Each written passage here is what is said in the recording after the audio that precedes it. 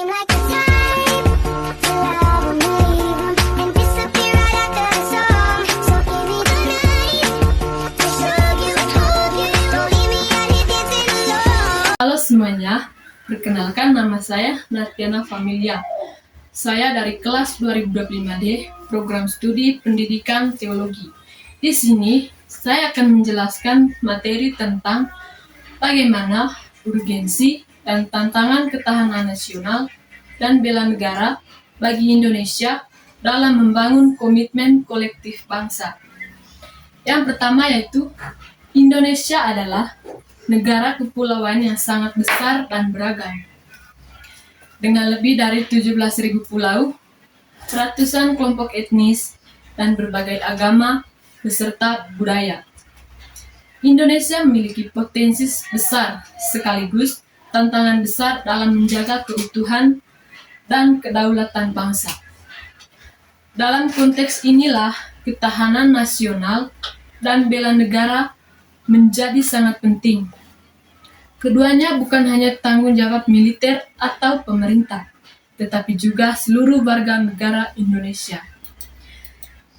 Yang berikut pengertian ketahanan nasional dan bela negara.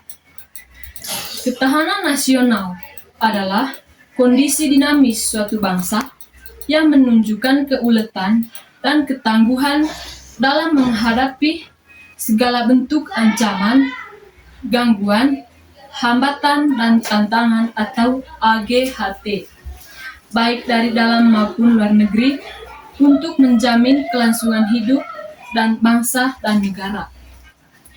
Fakta, konsep ketahanan nasional Indonesia bersifat menyeluruh dan terpadu, mencakup 8 aspek kehidupan nasional yang dikenal sebagai ASTIGAR, tiga gatra alamiah atau geografis, demografi, dan sumber daya alam, dan 5 gatra sosial, ideologi, politik, ekonomi, sosial, budaya, dan pertahanan keamanan. Bela negara. Bela negara adalah sikap dan perilaku warga negara yang dijiwai oleh kecintaan kepada tanah air, kesadaran berbangsa dan bernegara, serta keyakinan terhadap Pancasila sebagai ideologi negara. Yang kedua, fakta berdasarkan Pasal 27 ayat 3 Undang-Undang Dasar Negara Republik Indonesia tahun 1945 dan Undang-Undang nomor 3 tahun 2002 tentang pertahanan negara. Setiap warga negara berhak dan wajib ikut serta dalam upaya pembelaan negara. Yang kedua, urgensi ketahanan nasional dan bela negara.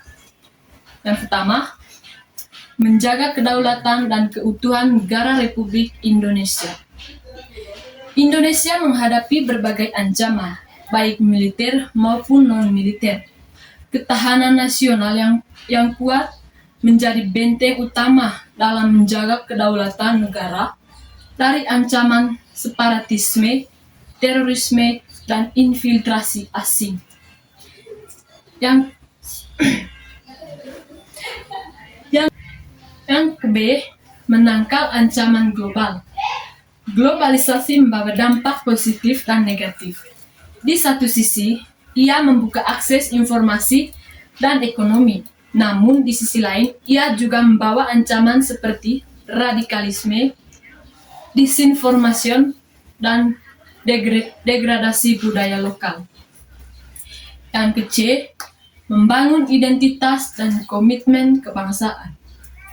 Ketahanan nasional dan bela negara memperkuat identitas nasional dan menumbuhkan rasa memiliki terhadap bangsa. Ini penting untuk mencegah disintegrasi sosial akibat perbedaan suku, agama, ras, dan golongan. Yang keempat, meningkatkan partisipasi warga negara. Bela negara bukan hanya soal angkat senjata. Ia mencakup partisipasi aktif dalam pembangunan, menjaga lingkungan, taat hukum, dan menjaga persatuan. Yang ketiga, Tantangan ketahanan nasional dan bela negara. Yang pertama, ancaman non-militer yang kompleks. Ancaman saat ini tidak selalu datang dalam bentuk perang fisik. Serangan siber, menyebarkan hoaks, dan propaganda ideologis menjadi tantangan nyata yang dapat memecah belah bangsa. Yang kedua, rendahnya kesadaran bela negara. Banyak generasi muda yang belum memahami pentingnya bela negara. Kurangnya pendidikan karakter dan wawasan kebangsaan membuat semangat nasionalisme melemah. Yang ketiga, ketimpangan sosial dan ekonomi. Kesenjangan antara daerah maju dan tertinggal dapat menimbulkan kecemburuan sosial dan potensi konflik horizontal. Yang keempat, krisis kepercayaan terhadap institusi negara. Korupsi, ketindakan hukum, dan birokratis yang lamban membuat sebagian masyarakat kehilangan kepercayaan terhadap negara. Yang keempat, strategi membangun komitmen kolektif kebangsaan. Yang pertama, pendidikan karakter dan wawasan kebangsaan. Pendidikan formal dan non-formal harus menanamkan nilai-nilai Pancasila, cinta tanah air, dan semangat gotong royong sejak dini. Yang kedua, perlibatan generasi muda. Program bela negara harus dikemas secara kreatif dan relevan dengan dunia anak muda, seperti melalui media sosial, seni, olahraga, dan teknologi. Yang ketiga, penguatan ketahanan digital. Yang ketiga, penguatan ketahanan digital. Pemerintah dan masyarakat perlu bekerja sama dalam membangun literasi digital untuk menangkal hoax, ujaran kebencian, dan radikalisme daring. Yang keempat, kolaborasi multi pihak. Ketahanan nasional bukan hanya urusan TNI atau pemerintah. Dunia pendidikan, tokoh agama, media, dan masyarakat sipil harus bersinergi. Yang kelima, revitalisasi nilai Pancasila. Pancasila harus menjadi pedoman hidup yang nyata, bukan sekedar hafalan. Nilai-nilainya harus dihidupkan dalam kebijakan publik dan berperilaku sehari-hari. Yang kelima, ketahanan nasional dan bela negara adalah fondasi utama dalam menjaga keutuhan dan kelangsungan hidup bangsa Indonesia. Di tengah tantangan global yang semakin kompleks, komitmen kolektif kebangsaan menjadi kunci setiap warga negara tanpa kecuali. Memiliki peran dalam menjaga Indonesia tetap utuh, damai, dan berdaulat. Dan materi ini memiliki 5 jurnal. Yang pertama, Undang-Undang Nomor 3 Tahun 2002 tentang Pertahanan Negara. Yang kedua, Kompasiana, Urgensi, dan Tantangan Ketahanan Nasional dan Bela Negara. Yang ketiga, Akademia, Makalah PKN Ketahanan Nasional dan Bela Negara. Yang keempat, Makalah Pancasila, Ketahanan Nasional dan Bela Negara.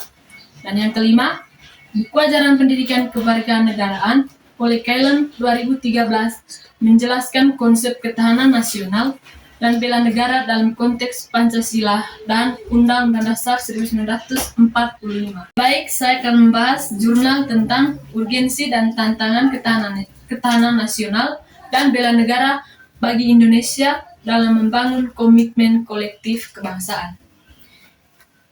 Ketahanan nasional dan bela negara merupakan 2 pilar utama dalam menjaga eksistensi dan keutuhan Negara Kesatuan Republik Indonesia atau NKRI. Dalam era globalisasi dan disrupsi teknologi, Indonesia menghadapi tantangannya yang semakin kompleks, baik dari dalam maupun luar negeri. Artikel ini membahas pentingnya ketahanan nasional dan bela negara sebagai fondasi dalam membangun kolektif kebangsaan, serta mengidentifikasi tantangan-tantangan yang menghambat implementasinya. Melalui pendekatan multidisipliner, tulisan ini menekankan perlunya sinergi antara masyarakat dalam memperkuat identitas nasional dan solidaritas kebangsaan. Indonesia adalah negara kepulauan terbesar di dunia dengan 17.000 pulau, ratusan suku bangsa, dan agama serta budaya. Keberagaman ini merupakan kekayaan sekaligus tantangan dalam menjaga persatuan dan kesatuan bangsa. Dalam konteks ini, ketahanan nasional dan bela negara menjadi sangat penting sebagai instrumen untuk memperkuat komitmen kolektif terhadap kebangsaan dan menjaga stabilitas nasional. Ketahanan nasional adalah kondisi dinamis suatu bangsa dalam menghadapi berbagai ancaman, tantangan, hambatan, dan gangguan baik dari dalam maupun luar negeri. Sementara itu, bela negara adalah sikap dan perilaku warga negara yang dijiwai oleh kecintaan terhadap tanah air, kesadaran berbangsa dan bernegara, serta kesediaan untuk berkorban demi mempertahankan kedaulatan negara. Urgensi ketahanan nasional dan bela negara. Yang pertama, menjaga keutuhan dan kedaulatan negara Republik Indonesia. Ketahanan nasional berfungsi sebagai sistem pertahanan menyeluruh dan mencakup aspek ideologi, politik, ekonomi, sosial budaya, pertahanan, dan keamanan. Dalam konteks ini, bela negara menjadi manifestasi konkret dari partisipasi warga negara dalam menjaga keutuhan wilayah dan kedaulatan negara. Yang kedua, menghadapi ancaman multidimensional. Ancaman terhadap Indonesia tidak lagi bersifat konvensional semata, tetapi juga mencakup ancaman non-militer seperti radikalisme, terorisme, perang siber, disinformasi, krisis energi, dan bencana alam. Ketahanan nasional harus mampu beradaptasi dengan dinamika ancaman ini, dan bela negara menjadi sarana untuk membangun kesiapsiagaan masyarakat dalam menghadapinya.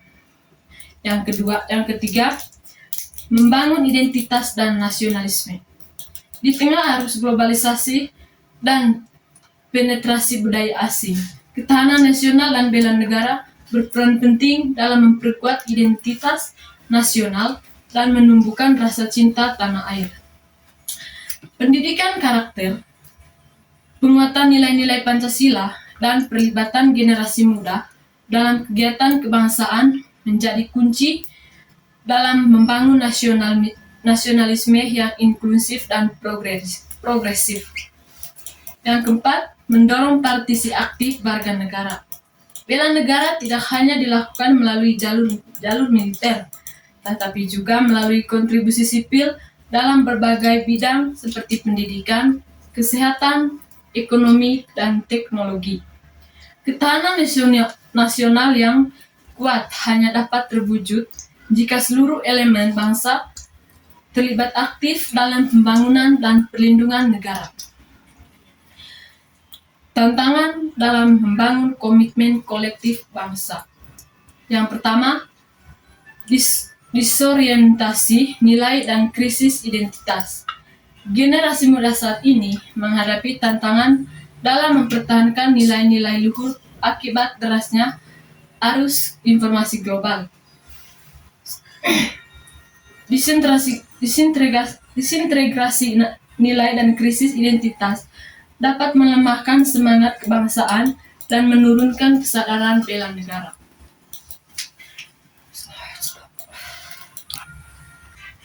Yang kedua, minimnya literasi kebangsaan. Kurangnya pemahaman terhadap sejarah perjuangan bangsa, nilai-nilai Pancasila, dan pentingnya persatuan menyebabkan rendahnya komitmen terhadap kebangsaan. Hal ini berparah oleh kurang optimalnya pendidikan kewarganegaraan di sekolah dan minimnya ruang diskusi publik tentang isu-isu kebangsaan. Yang ketiga, ketimpangan sosial dan ekonomi. Ketidakmerataan pembangunan dan kesenjangan ekonomi dapat menimbulkan rasa ketidakadilan yang berujung pada disintegrasi ketahanan nasional yang kuat, membutuhkan keadilan sosial sebagai fondasi utama. Yang keempat, polarisasi politik dan fragmentasi sosial. Polarisasi politik yang tajam, terutama di media sosial, telah menciptakan fragmentasi sosial yang mengancam kohesi nasional. Ujaran kebencian, hoaks, dan politik identitas menjadi tantangan serius dalam membangun komitmen kolektif kebangsaan. Yang kelima, kurangnya keteladanan dari elit. Keteladanan dari para pemimpin dan tokoh masyarakat sangat penting dalam membentuk sikap bela negara. Sayangnya, masih banyak elit yang justru memperkeruh suasana dengan narasi yang memecah belah. Yang terakhir, kesimpulan. Ketahanan nasional dan bela negara merupakan dua elemen yang paling melengkapi dan menjaga eksistensi dan keutuhan negara. Di tengah tantangan global dan domestik yang semakin kompleks, membangun komitmen kolektif kebangsaan menjadi keutuhan mendesak. Hal ini hanya dapat terwujud melalui sinergi antara negara dan masyarakat, penguatan nilai-nilai kebangsaan, serta pemberdayaan seluruh elemen bangsa untuk berkontribusi dalam menjaga dan membangun Indonesia. Sekian materi presentasi dari saya. Kiranya apa yang saya menjelaskan dapat bermanfaat bagi semua. Terima kasih. Masih dipeluk setan, alergi peradaban, alergi kemajuan, mendorong kemunduran. Mimpi di esok hari, adakah yang cukup mampu?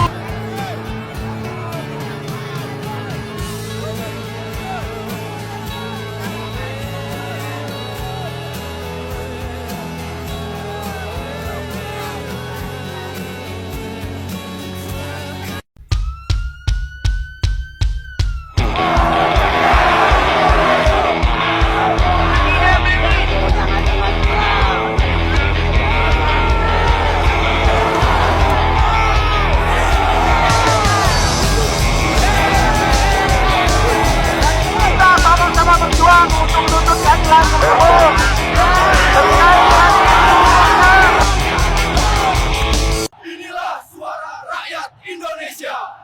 Di depan gedung DPR, mereka berkumpul menyuarakan keadilan dan perubahan. Satu suara, satu tujuan, demi masa depan bangsa.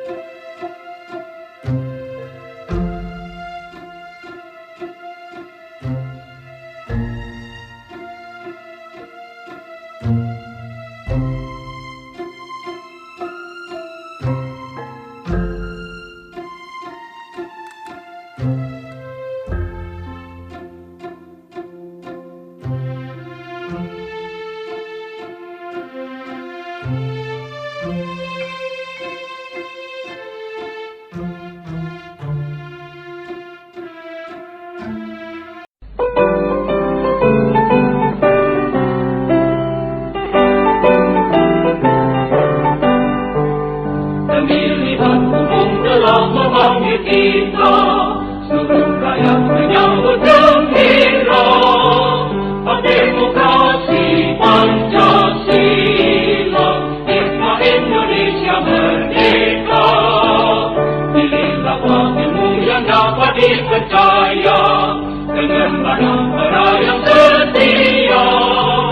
Di bawah Undang-Undang Dasar 45, kita menuju ke pemilihan umum.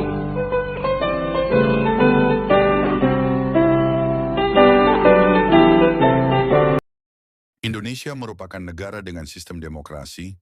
Indonesia menganut sistem demokrasi karena beberapa alasan fundamental yang mencerminkan nilai-nilai kebangsaan dan cita-cita masyarakatnya. Pertama, demokrasi memberikan ruang bagi setiap warga negara untuk berpartisipasi aktif dalam proses politik, baik melalui pemilihan umum maupun mekanisme pengawasan lainnya. Dengan demikian, rakyat memiliki kontrol terhadap pemerintahan dan kebijakan publik, sehingga mengurangi potensi penyalahgunaan kekuasaan.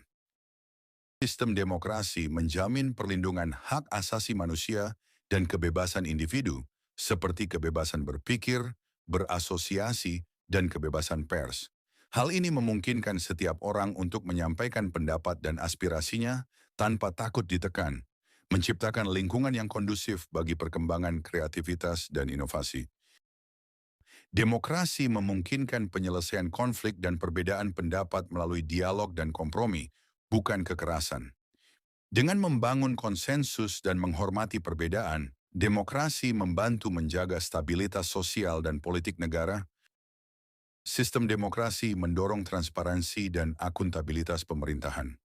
Melalui mekanisme pengawasan dan kontrol, rakyat dapat memastikan bahwa pemerintah bertindak sesuai dengan kepentingan publik, bukan hanya segelintir elit. Demokrasi sejalan dengan semangat kemerdekaan dan kedaulatan rakyat yang menjadi fondasi negara Indonesia. Dengan mengadopsi sistem ini, Indonesia berkomitmen untuk membangun masyarakat yang adil, berdaulat, dan sejahtera, sesuai dengan amanat Pancasila dan UUD 1945. Dengan demikian, demokrasi bukan hanya sekadar sistem pemerintahan, tetapi juga cara hidup yang menjunjung tinggi nilai-nilai kemanusiaan, keadilan, dan persatuan. Melalui demokrasi, Indonesia terus berupaya mewujudkan cita-citanya sebagai negara yang demokratis, maju, dan bermartabat. Perlindungan kebebasan individual demokrasi menjamin kebebasan individu, seperti kebebasan berpikir, berasosiasi, dan kebebasan pers. Hal ini memungkinkan setiap orang untuk menyampaikan pendapat dan aspirasinya tanpa takut ditekan. Sistem demokrasi di Indonesia sendiri telah berkembang sejak reformasi 1998, dengan pemilihan umum sebagai salah satu pilar utama. Namun masih ada tantangan seperti korupsi, polarisasi politik, dan partisipasi aktif rakyat yang perlu ditingkatkan untuk memperkuat demokrasi di Indonesia. Lantas sistem apa yang dianut Indonesia sebelum menganut sistem demokrasi? Saksikan video selanjutnya dan jangan lupa subscribe dan like. Terima kasih atas waktu dan dukungan.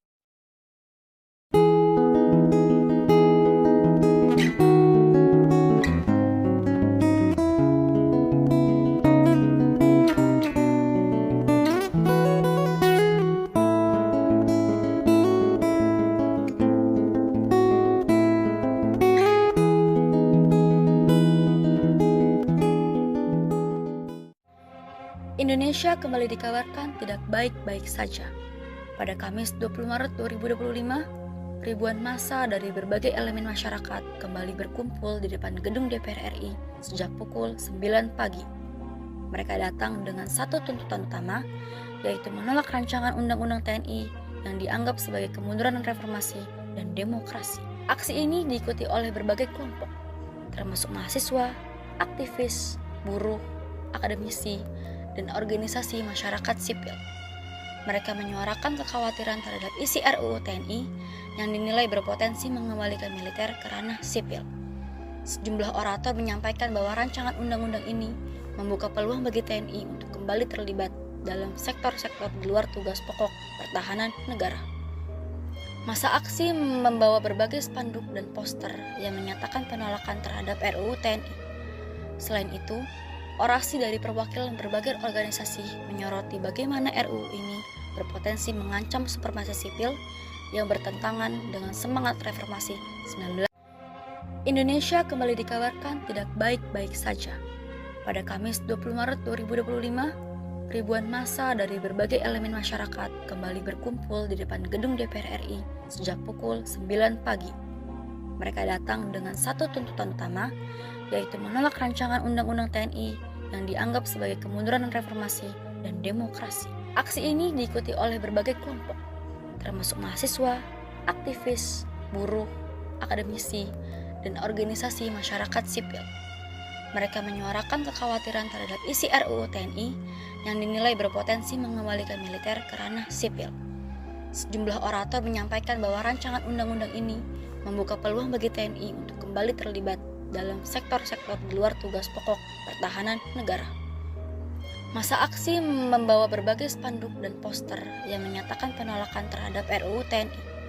Selain itu, orasi dari perwakilan berbagai organisasi menyoroti bagaimana RUU ini berpotensi mengancam supremasi sipil yang bertentangan dengan semangat reformasi 1998 yang sebelumnya telah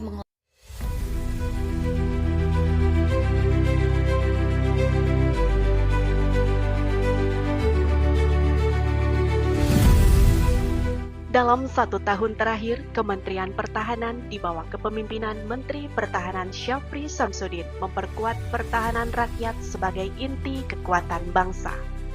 Pembentukan komponen cadangan, komponen pendukung, dan 100 batalion teritorial pembangunan dilakukan untuk menyiapkan potensi nasional menjadi bagian dari sistem pertahanan negara. Kegiatan bakti sosial dan kesehatan di Papua serta wilayah perbatasan menjadi wujud nyata konsep pertahanan semesta. Pertahanan Indonesia tumbuh dari rakyat, untuk rakyat, menjaga persatuan dan kedaulatan bangsa.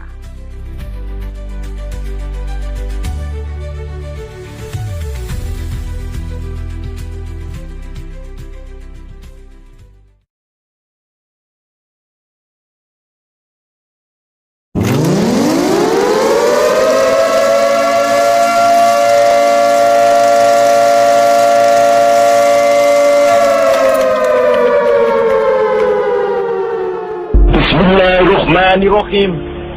Merdeka! Saudara-saudara, rakyat jelata di seluruh Indonesia, terutama saudara-saudara penduduk kota Surabaya, kita semuanya telah mengetahui bahwa hari ini tentara Inggris telah menyebarkan pamflet-pamflet yang memberikan suatu ancaman kepada kita semua. Kita diwajibkan untuk dalam waktu yang mereka tentukan menyerahkan senjata-senjata yang telah kita rebut dari tangannya tentara Jepang. Mereka telah minta supaya kita datang pada mereka itu dengan mengangkat tangan. Mereka telah minta supaya kita semua datang pada mereka itu dengan membawa bendera putih, tanda bahwa kita menyerah kepada mereka. Saudara-saudara, kita semuanya, kita bangsa Indonesia yang ada di Surabaya ini akan menerima tantangan tentara Inggris itu. Dan kalau pimpinan tentara Inggris yang ada di Surabaya ingin mendengarkan jawaban rakyat Indonesia, ingin mendengarkan jawaban seluruh pemuda Indonesia yang ada di Surabaya ini, dengarkanlah ini, tentara Inggris. Ini jawaban kita. Ini jawaban rakyat Surabaya. Ini jawaban pemuda Indonesia kepada kau sekalian. Hei, tentara Inggris, kau mengendaki bahwa kita ini akan membawa bendera putih untuk takluk kepadamu. Kau menyuruh kita mengangkat tangan datang kepadamu. Kau menyuruh kita membawa senjata-senjata yang telah kita rampas dari tentara Jepang untuk diserahkan kepadamu. Tuntutan itu, walaupun kita tahu bahwa kau sekalian akan mengancam kita untuk menggempur kita dengan seluruh kekuatan yang ada, tetapi inilah jawaban kita. Selama banteng-banteng Indonesia masih mempunyai darah merah yang dapat membuat setarik kain putih, merah dan putih, maka selama itu kita mau menyerah kepada siapapun juga. Saudara-saudara rakyat Surabaya, siaplah, keadaan genting. Tetapi saya peringatkan sekali lagi, jangan mulai menembak. Baru kalau kita ditembak, maka kita akan ganti menyerang mereka itu. Kita tunjukkan bahwa kita ini adalah benar-benar orang yang ingin merdeka. Dan untuk kita, saudara-saudara, lebih baik kita hancur daripada tidak merdeka. Sebelum kita tetap merdeka atau mati. Dan kita yakin, saudara-saudara, pada akhirnya pastilah kemenangan akan jatuh ke tangan kita. Sebab Allah selalu berada di pihak yang benar. Percayalah, saudara-saudara, Tuhan akan melindungi kita sekalian. Allahu Akbar, Allahu Akbar, Allahu Akbar. Merdeka!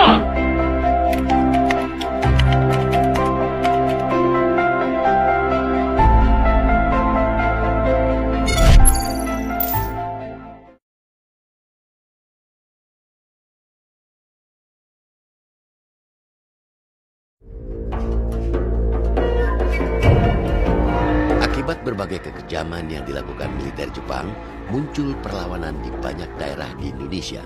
Di antaranya, pemberontakan Chotliang di Aceh pada tahun 1942, pemberontakan rakyat Singaparna, Tasikmalaya, Jawa Barat yang dipimpin Kiai Haji Zainal Mustafa pada tahun 1943, pemberontakan Teguh Hamid di Aceh pada tahun 1944, hingga pemberontakan pasukan peta yang dipimpin Supriyadi di Blitar, Jawa Timur pada tanggal 29 Februari 1945, dan pemberontakan pasukan peta yang pecah di Gumilir, Cilacap pada bulan April 1945.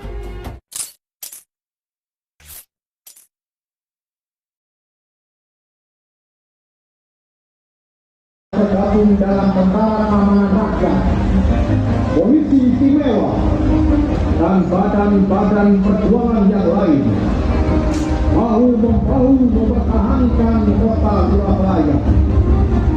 Tak terkecuali para muda belia yang tergabung dalam PKR Praja. Pelajar-pelajar Surabaya dalam usia yang sangat muda untuk mempertahankan kemerdekaan Indonesia. Mereka mengganti pena dan buku dengan amunisi dan senapan untuk menentukan tekad yang satu: merdeka atau mati.